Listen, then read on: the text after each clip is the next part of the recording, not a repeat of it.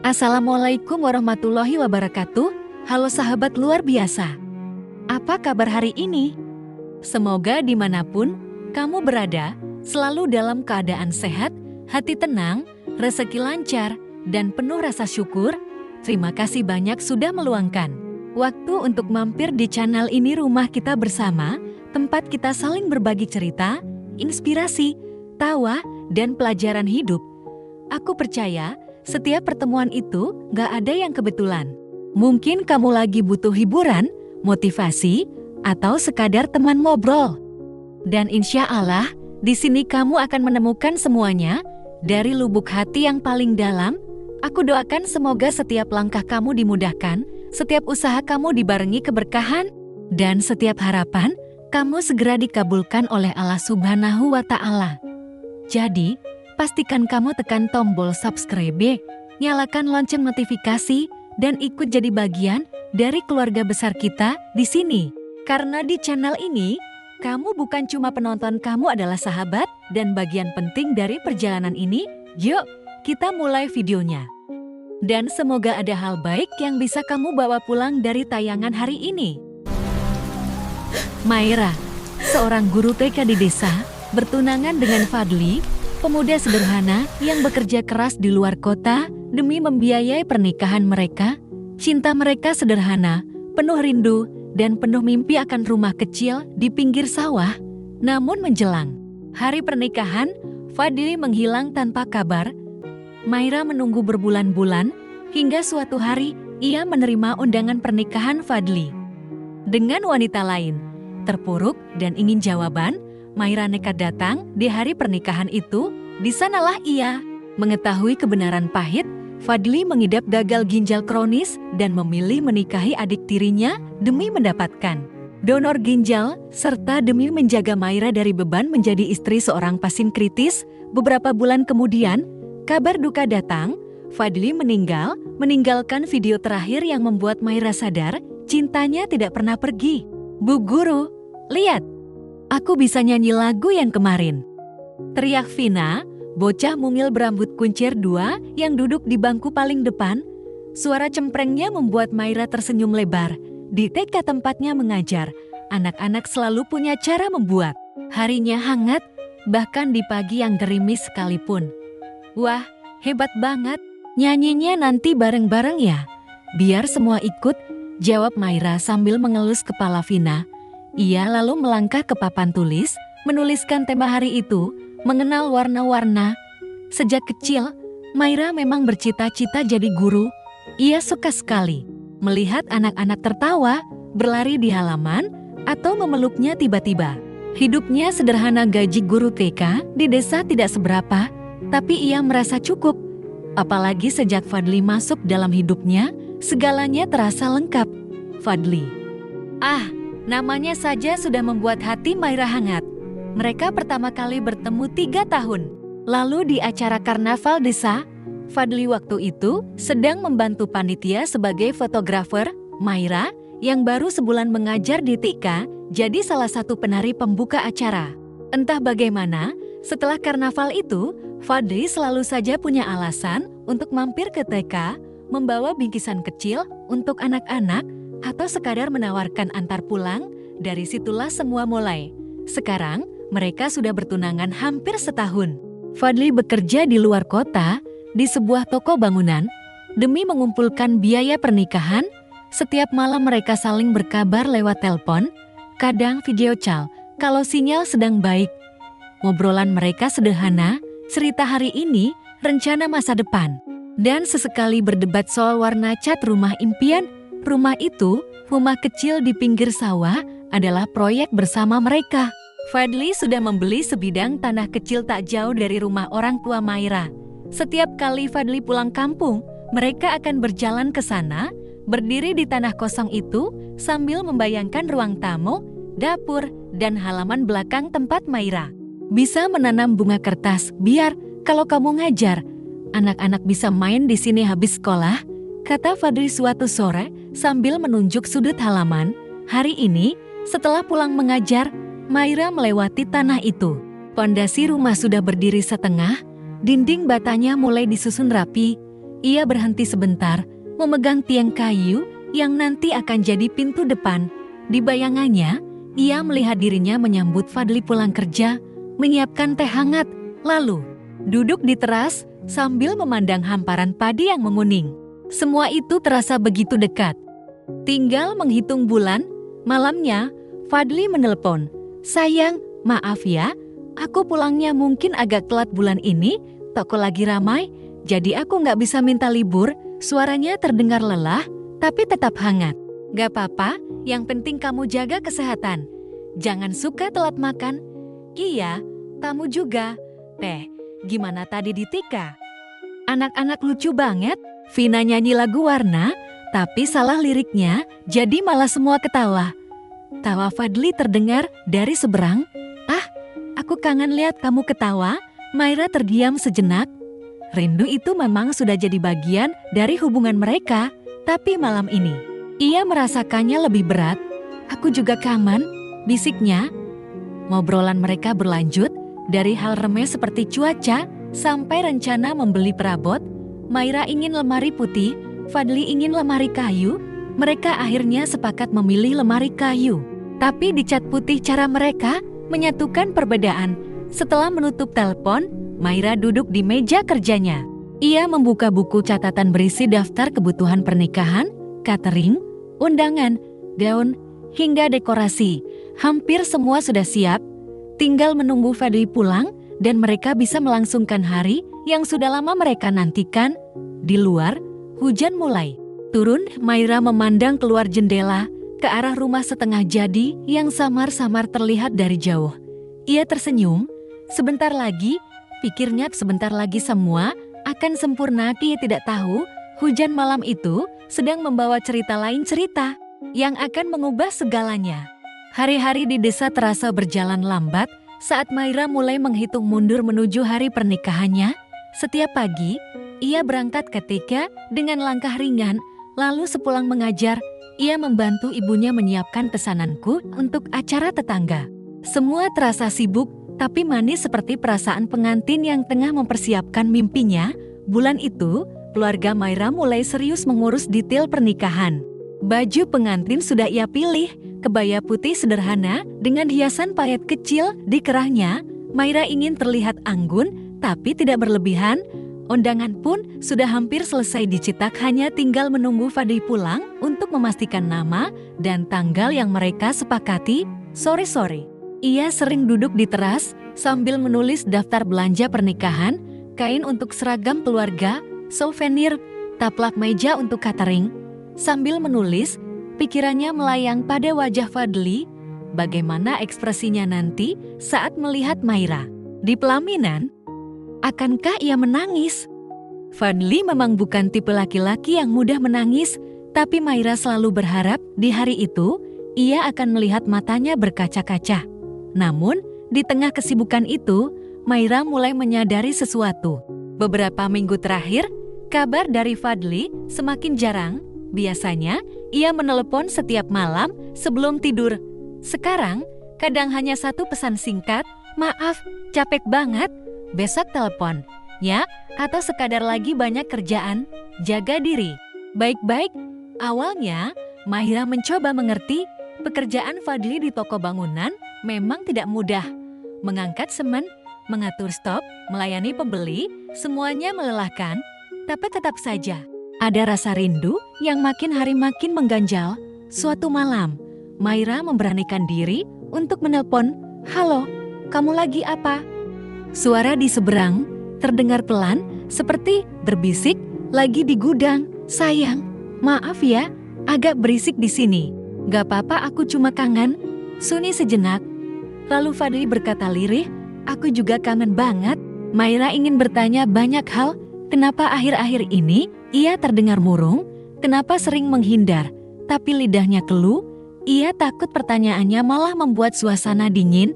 Malam itu, ia memandangi chat mereka di ponsel, scroll ke atas, melihat foto-foto lama, selfie di sawah, video konyol saat Fadli mencoba membantu Maira mengajar TK, rekaman suara Fadli menyanyi lagu favorit mereka. Semua itu membuatnya tersenyum sekaligus perih. Di sela kegiatannya, Maira juga sering pergi ke rumah.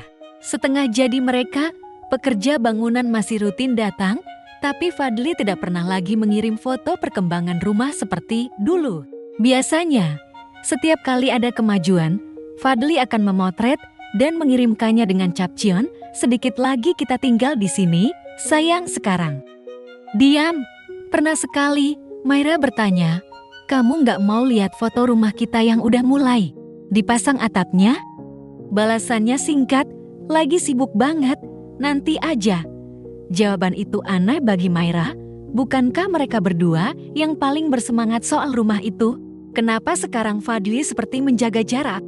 Suatu sore, setelah mengajar, Maira ikut ibunya ke pasar.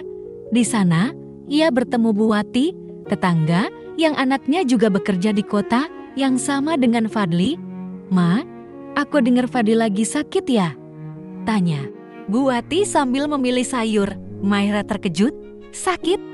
Enggak tuh, enggak bilang apa-apa ke aku. Oh, mungkin aku salah dengar. Katanya anakku lihat dia pucat sekali di toko." "Iya, semoga sehatlah." Maira tersenyum kaku, tapi hatinya bergetar. Kenapa Fadli tidak pernah bilang? Malam itu, ia menunggu telepon Fadli, tapi tidak datang. Ia akhirnya mengirim pesan, "Sayang, aku dengar kamu sakit. Bener nggak? Jangan bohong, ya." Pesan itu hanya dibaca, tapi tidak dibalas sampai Maira tertidur. Jawabannya tidak kunjung datang. Beberapa hari kemudian, Fadli menelpon. Suaranya terdengar seperti orang yang berusaha ceria. "Maaf ya, kemarin sibuk banget. Nggak ada yang serius kok, cuma kecapekan." Maira menarik napas lega, tapi entah kenapa ada suara kecil di hatinya yang bilang itu bukan seluruh kebenaran. Namun, ia memilih mengabaikan perasaan itu. Mungkin ia hanya terlalu sensitif. Lagi pula, tinggal 2 bulan lagi mereka akan menikah. Tak mungkin ada yang bisa menggagalkan itu kan? 2 bulan menjelang hari pernikahan, jadwal Maira semakin padat. Fitting kebaya, memilih menu catering, membagi undangan ke kerabat jauh, semuanya ia lakukan sambil terus menunggu kabar dari Fadli. Namun entah sejak kapan, telepon dan pesan yang biasanya mengalir kini mulai tersendat. 1 minggu, Fadli hanya mengirim pesan 2 kali. Itu pun singkat, tidak ada lagi obrolan panjang sampai larut malam. Awalnya Maira mencoba memaklumi, mungkin pekerjaannya lagi gila-gilaan, pikirnya. Tapi hatinya tidak sepenuhnya tenang. Suatu sore, ia mencoba menelpon, nada sambung terdengar 3 kali. Lalu mati, ia mencoba lagi, kali ini ponselnya langsung mengumumkan, "Nomor yang Anda tuju sedang tidak aktif." Jantung Maira mulai berdegup kencang. Ia mengirim pesan, "Sayang, kamu di mana? Kenapa HP mati?" Pesan itu hanya centang 1, sehari 2 hari. Seminggu, tidak ada kabar. Pagi di Tika terasa lebih sunyi. Anak-anak tetap ceria, tapi Maira mulai sering bengong. Di tengah pelajaran, Vina sampai bertanya polos, "Bu Guru, kenapa kelihatannya sedih?" Maira tersenyum tipis, "Enggak, Bu Guru cuma lagi mikirin sesuatu." Malamnya, ia memberanikan diri menelepon teman kerja Fadli yang pernah dikenalnya, Dani. "Dani, Fadli ada di toko nggak?" Diam di ujung sana sebentar, lalu Dani menjawab pelan, "Mbak Maira, Fadli udah nggak kerja di sini. Dia berhenti 2 minggu lalu." "Dek, berhenti? Kok bisa?" "Dia bilang ke saya masih kerja." "Aku kurang tahu, Mbak. Dia pamit cuma bilang mau pulang kampung, tapi kayaknya nggak balik ke rumahnya di sini." Keesokan harinya, Maira memutuskan pergi ke kota tempat Fadli bekerja. Perjalanan memakan waktu hampir 4 jam. Dengan bus, ia turun di pasar dekat toko bangunan tempat Fadli dulu bekerja. Semua orang yang ia tanya memberi jawaban yang sama. Fadli sudah lama tidak kelihatan. Ada yang bilang mungkin dia pindah kerja. Ada pula yang bilang dia sakit. Tidak ada yang pasti. Maira bahkan sempat ke kos Fadli. Pemilik kos mengatakan Fadli sudah mengosongkan kamar beberapa hari lalu, membayar semua tunggakan, lalu pergi tanpa banyak bicara. Dia cuma bilang, "Doain saya ya." Itu aja, kata pemilik kos. Tidak ada barang yang tertinggal, seolah Fadli menghapus jejak. Pulang ke desa, Maira hanya membawa rasa lelah. dan segudang pertanyaan. Di rumah, ibunya mulai terlihat khawatir. Ma, apa jangan-jangan dia? Jangan, Bu, potong Maira cepat. Fadli bukan orang seperti itu. Tapi di hatinya, keraguan mulai mengetuk. Hari-hari berikutnya, undangan yang sudah dicetak mulai menumpuk di meja ruang tamu. Tetangga yang membantu persiapan mulai bertanya, calonnya nggak datang, Ma. Maira hanya tersenyum hambar, menjawab sekenanya di dalam kamar. Ia menangis sendiri. Suatu malam, Maira duduk di teras sendirian. Angin membawa suara jangkrik dari sawah. Ponselnya tetap sepi. Ia mencoba menelpon lagi. Kali ini pesan operatornya dingin. Nomor yang Anda tuju tidak dapat dihubungi. Air mata mengalir tanpa ia sadari. Ia memandang ke arah rumah setengah jadi mereka di kejauhan, berdiri bisu di bawah cahaya bulan. Maira menggenggam ponsel erat-erat, berbisik ke udara, Fadli, kamu di mana? Kenapa pergi tanpa pamit? Ia tidak tahu, jawaban itu akan datang dengan cara yang sama sekali tidak ia harapkan. 3 bulan sudah berlalu sejak Fadli menghilang. Maira berhenti menghitung hari. Tapi ia masih menyimpan kebaya pengantin di lemari, belum tega untuk melepasnya. Rumah setengah jadi itu kini seperti luka yang terbuka setiap kali ia melewatinya. Hatinya perih. Pagi itu, udara desa hangat, matahari menembus sela-sela tirai. Maira sedang menjemur pakaian ketika terdengar suara motor berhenti di depan rumah. Mai, ada kiriman surat nih, kata Pak Pos sambil menyerahkan amplop putih yang cukup tebal. Maira mengernyit, tidak ada yang biasa mengirim surat padanya. Begitu ia membaca nama pengirim di pojok kiri, jantungnya berhenti berdetak. Fadli. Ranih tangannya gemetar saat membuka amplop itu. Isinya sebuah undangan pernikahan dengan foto Fadli berdiri di samping seorang perempuan bergaun putih. Wajah Fadli di foto itu tersenyum. Tapi entah kenapa, senyum itu terasa asing bagi Maira. Undangan itu tertulis jelas, akad nikah, Minggu 14 Februari. Tempat, Gedung Serbaguna Ar-Rahman, hari itu. Hanya 2 minggu lagi, ramai. Suara ibunya pelan, seperti takut menyakiti. Maira menatap kosong, Bu. Dia nikah. Ibunya menarik napas panjang, duduk di sebelahnya. Mungkin dia sudah nggak sayang sama kamu. Ucapan itu menusuk, tapi Maira tidak membantah. Air matanya jatuh, menetes di atas undangan. Kita udah nyiapin semuanya, Bu. Dia yang bilang mau nikahin aku. Dia yang janji. Suaranya patah. Kabar itu cepat menyebar di desa. Tetangga mulai berbisik-bisik. Ada yang merasa kasihan, ada pula yang mencibir. Kasihan, udah ditinggal. Begitu aja. Pantas aja dia hilang, ternyata mau nikah sama orang lain. Maira menelan semua komentar itu tanpa membalas. Ia hanya mengurung diri di kamar. Malamnya, ia duduk di meja kerja, menatap undangan yang tergeletak di depannya. Tangannya meraih kertas kosong, ia mulai menulis. Fadli, kalau ini keputusanmu, aku nggak akan menghalangi. Tapi setidaknya, aku berhak tahu kenapa. Aku berhak dengar langsung dari mulutmu, kita pernah berjanji menghadapi apapun bersama, kan? Kalimat demi kalimat mengalir, kadang terputus oleh isakan. Surat itu bukan hanya penuh tanya, tapi juga berisi semua kenangan yang pernah mereka bagi dan rasa sakit karena semuanya diakhiri tanpa penjelasan. Saat selesai, Maira melipat surat itu dengan hati-hati, memasukkannya ke dalam amplop kecil. Ia tahu ia tidak akan mengirimnya lewat pos. Surat itu harus ia serahkan sendiri, langsung ke tangan Fadli.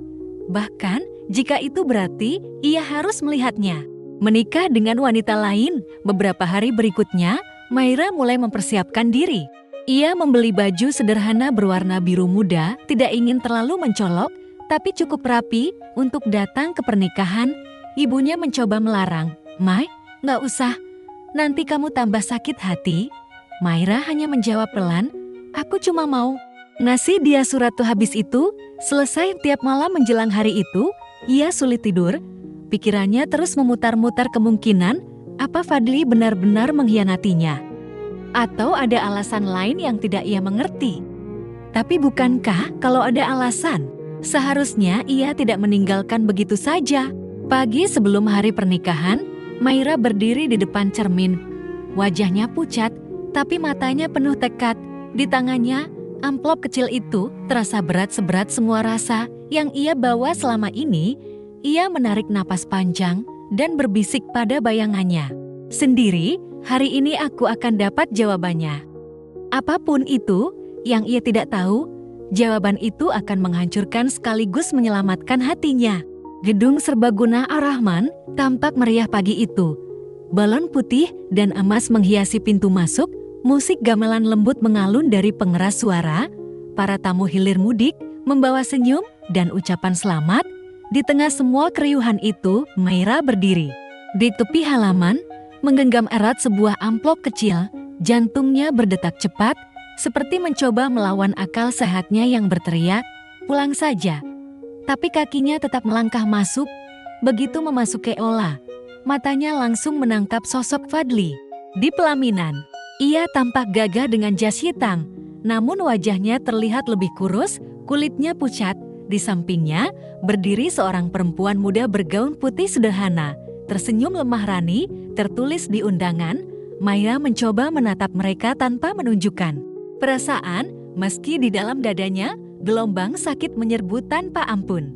Ia ingin marah, ingin bertanya di hadapan semua orang, kenapa? Tapi ia tahu itu bukan tempatnya. Ia menunggu sampai sesi foto tamu agak lengang, lalu melangkah ke arah pelaminan. Ketika jaraknya tinggal beberapa meter, Fadli melihatnya. Senyumnya membeku, matanya melebar, seperti tidak percaya. Maira berdiri di hadapannya, mengulurkan amplop. "Ini untuk kamu," suaranya pelan tapi tegas. Fadli meraih amplop itu, jemarinya bergetar. "Mai, tunggu." Namun sebelum ia bisa melanjutkan, panitia memanggil, "Mas Fadli, sesi foto berikutnya." Maira melangkah mundur. Dia ingin pergi, tapi langkahnya tertahan ketika mendengar suara percakapan dua ibu-ibu di belakangnya. Iya, kasihan banget dia, masih muda udah sakit ginjal stadium akhir. Makanya cepat-cepat dinikahkan sama adik tirinya, biar nama keluarga nggak jelek. Sekalian donor ginjal, kan cuma dia yang cocok. Dan kata-kata itu seperti palu menghantam kepala Maira. Ia menoleh, mencari sumber suara, dan melihat Ibu Fadli duduk di kursi tamu, berbicara dengan seorang kerabat. "Syukurlah Rani mau membantu, daripada dia nikah sama orang Jawa. Nanti orang pikir aneh-aneh," kata ibunya lagi. Maira terpaku, dunia di sekitarnya seperti meredup. Ia merasa ingin berlari, tapi kakinya justru membawanya mendekati pintu samping gedung. Di lorong sepi itu, Fadli muncul. "Maira." Suaranya serak, seperti memohon. "Jadi ini alasannya kamu pergi?" tanya Maira tanpa basa-basi, matanya berkaca-kaca. Fadli menunduk. "Aku gak mau kamu hidup susah. Gak mau kamu jadi istri orang sakit, yang waktunya mungkin tinggal sebentar. Dan solusinya, kamu menikah dengan adik tirimu sendiri. Dia satu-satunya donor yang cocok, keluarga setuju. Tapi syaratnya aku harus menikahinya, biar orang gak ngomong macem-macem. Aku gak punya pilihan." Maira menatapnya lama. Semua marahnya mendidih, tapi bercampur dengan rasa iba yang menyakitkan. "Kenapa kamu gak bilang dari awal? Kenapa harus menghilang begitu saja? Aku takut kamu memaksa untuk tetap bersamaku. Aku gak mau kamu terikat sama seseorang yang mungkin besok udah gak ada." Air mata jatuh di pipinya. "Kamu pikir pergi tanpa penjelasan itu gak bikin aku hancur?" Fadli mengulurkan tangan, tapi Maira mundur setapak. "Aku cuma mau kamu tahu, aku gak pernah berhenti sayang sama kamu," katanya lirih. Lalu, ia memasukkan amplop itu ke saku jas Fadli, menatapnya untuk terakhir kali sebelum berbalik meninggalkan gedung. Di luar, udara panas menusuk kulit, tapi Maira merasa dingin sampai ke tulang. Dia tidak tahu apakah ia harus marah atau menangis. Yang jelas, hatinya kini penuh dengan sebuah kebenaran pahit. Fadli tidak pernah mengkhianatinya, ia justru mengorbankan cinta mereka demi menyelamatkan hidupnya sendiri. Tapi tetap saja, hasilnya sama. mereka tidak lagi bersama. 2 hari setelah pernikahan itu, Maira belum keluar rumah. Ia mengurung diri di kamar, hanya keluar untuk mengambil air minum atau membantu ibunya sebentar. Pikirannya masih penuh dengan tatapan terakhir Fadli di lorong gedung, tatapan yang seperti meminta maaf, tapi juga meminta diikhlaskan. Sore itu, saat ia sedang duduk di teras, sebuah motor berhenti di depan rumah. Fadli turun, masih mengenakan masker dan topi. Tubuhnya terlihat lebih kurus dibanding terakhir kali Maira melihatnya. Di pelaminan, Maira, "Boleh aku bicara sebentar?" Suaranya pelan, ibunya menatap dari dalam. Ragu, tapi Maira hanya mengangguk. Mereka berjalan menuju pinggir sawah, tempat yang dulu jadi lokasi favorit mereka membicarakan masa depan. Angin sore berembus pelan, tapi suasana terasa berat. "Aku nggak mau kamu datang waktu itu," kata Fadi memulai. "Aku takut kamu lihat aku kayak gini. Lemah, nggak seperti Fadli yang kamu kenal." Maira menatapnya. "Kalau aku nggak datang, aku nggak akan tahu apapun. Aku akan mengira kamu benar-benar mengkhianati aku. Aku pikir itu lebih baik." Fadi menunduk. "Kalau kamu benci, kamu lebih gampang untuk melanjutkan hidup, Fadli." Maira menarik napas panjang, menahan emosi. "Kita janji akan hadapi semuanya bersama. Sakit, susah, senang, semua. Tapi kamu malah pergi sendirian. Aku gak mau kamu habiskan hidupmu untuk merawat orang yang gak tahu sampai kapan bisa bertahan." Jawabnya lirih. "Aku mau kamu bahagia, nikah sama orang yang sehat, punya anak, dan hidup normal." Air mata Maira menetes. "Kebahagiaan aku cuma ada kalau sama kamu, tapi kamu bahkan gak kasih aku kesempatan untuk milih." Mereka berdiri dalam diam cukup lama, hanya suara gesekan daun padi yang terdengar. Fadli mengeluarkan sesuatu dari sakunya, amplop yang Maira berikan saat pernikahan. "Aku baca ini berkali-kali, setiap kata kamu. Rasanya seperti kamu ada di sebelah aku. Terima kasih udah nulis ini, meski aku nggak pantas. Kamu tetap pantas," sahut Maira cepat. "Sakit atau nggak sakit, kamu tetap Fadli yang aku cintai." Fadli tersenyum tipis, lalu meraih tangan Maira. Jemarinya dingin. "Mai, kalau suatu hari aku nggak ada lagi, aku mau kamu janji nggak akan berhenti hidup. Jangan tunggu aku. Jalani hidupmu, tapi kalau nanti kita ketemu lagi di surga." Suaranya bergetar. "Tolong bilang kalau aku udah menepati janji. Aku mencintaimu sampai akhir." Maira terisak, menunduk, mencoba menyembunyikan air matanya. "Aku nggak bisa janji nggak nangis tiap ingat kamu," katanya lirih. Fadli tersenyum lagi. "Kali ini lebih tulus, nggak apa-apa. Tangis kamu, tawa kamu, semuanya akan aku bawa." Matahari mulai turun, mewarnai langit dengan jingga pucat. Mereka berdiri cukup lama tanpa kata, hanya genggaman tangan yang saling menguatkan, seolah keduanya tahu ini mungkin terakhir kalinya mereka bersama dalam keadaan seperti ini. Saat akhirnya Fadi melepas genggamannya, Maira merasa sepotong dirinya ikut hilang. Ia melihat punggung Fadli menjauh, motor tuanya melaju di jalan desa. Entah kenapa, kali ini ia tahu itu adalah perpisahan yang sebenarnya. Hari itu langit mendung sejak pagi. Maira sedang menyapu halaman ketika ponselnya bergetar. Nomor tak dikenal muncul di layar. Awalnya ia ragu untuk mengangkat, tapi sesuatu dalam dirinya mendorong untuk menekan tombol hijau. "Assalamualaikum, ini Maira." Suara di seberang terdengar serak. "Iya, saya sendiri. Ini siapa?" "Saya, teman Fadli. Saya mau kasih kabar Fadli. Fadli meninggal subuh tadi." Sapu di tangan Maira terlepas, jatuh ke tanah. Dunia seperti berhenti berputar. "Kapan?" Suaranya bergetar. "Subuh tadi di rumah sakit. Maafkan saya cuma disuruh menyampaikan Fadli." Dia titip pesan, ada amplop di bawah bantal rumah sakitnya. "Katanya itu buat kamu." Maira tak menjawab. Ia hanya berdiri mematung, merasakan hujan mulai turun perlahan. Langkah kakinya goyah saat masuk ke rumah. Ibunya melihat wajah pucat Maira dan langsung tahu sesuatu telah terjadi. Malamnya, amplop yang dimaksud sudah ada di tangan Maira. Teman Fadli yang tadi menelepon datang mengantarkannya. Isinya hanya sebuah flash disk dan secari kertas kecil bertuliskan, "Kalau aku pergi duluan, jangan tunggu aku. Tapi, kalau nanti kita ketemu lagi di surga, tolong bilang kalau aku sudah menepati janji. Aku mencintaimu sampai akhir." Tangannya bergetar saat menancapkan flash disk itu ke laptop. Hanya ada satu file video. Maira memutarnya dan di layar Fadli muncul duduk di ranjang rumah sakit. Wajahnya pucat, tapi matanya tetap hangat. "Aku nggak tahu harus mulai dari mana." Suaranya lirih. "Tapi aku mau kamu tahu, setiap hari di sini yang aku pikirin cuma kamu. Maaf aku nggak bisa jadi suami kamu, bukan karena aku nggak mau, tapi karena aku nggak mau ninggalin kamu dalam keadaan hancur. Aku mau kamu ingat aku sebagai Fadli yang sehat, yang dulu nyebutin 100 alasan kenapa aku jatuh cinta sama kamu."